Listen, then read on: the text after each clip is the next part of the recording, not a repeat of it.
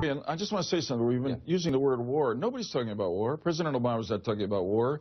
He's not talking about any American boots on the ground. He's talking about limited, decisive attacks. Whoa, because you are not that naive, Senator Lieberman. You know that even though the president is promising no boots on the ground, one of our planes goes down, we're sending boots on the ground. Yeah, but this is going to be a lot bigger conflict than he thinks. No, I don't believe so. It's not going to be a massive land invasion.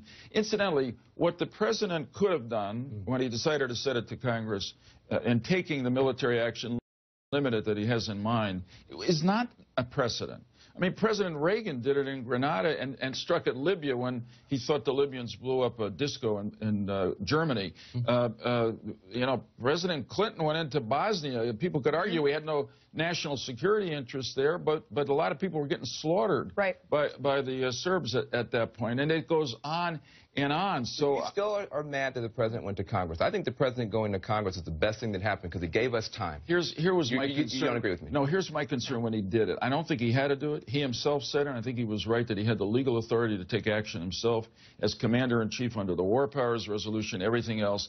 He took an enormous risk, and unfortunately, he's in a quagmire now because the risk was that Congress would say no. Well, now the vote's being delayed, and the UN is now a forum where. Listen, I don't understand why you can say. I don't understand say it's a bad thing. Because the delay gave us time. Don't worry, the UN done. Van, you may have not seen the polls. I'm not a great poll watcher, but the American public is overwhelmingly against what the president. The president's been making his case now for several weeks.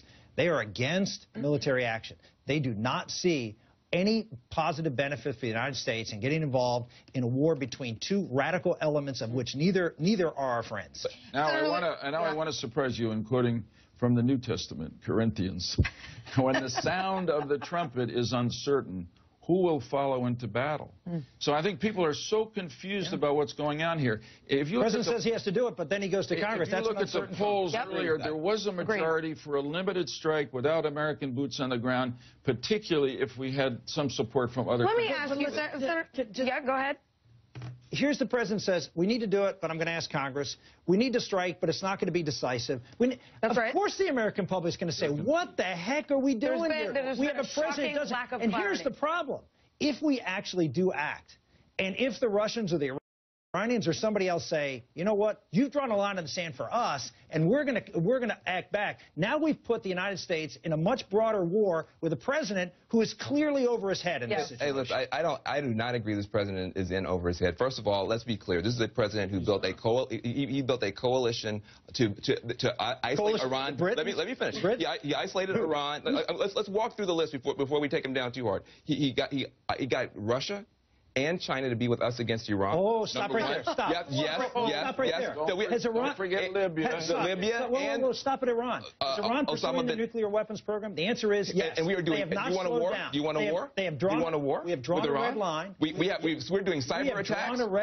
We're doing an embargo. We have drawn a red line with Iran, and we have done nothing publicly. Let me ask, this is a very good opportunity. Cyber attacks have happened. I don't think we have any indication that they're United States cyber attacks. Talk about the UN.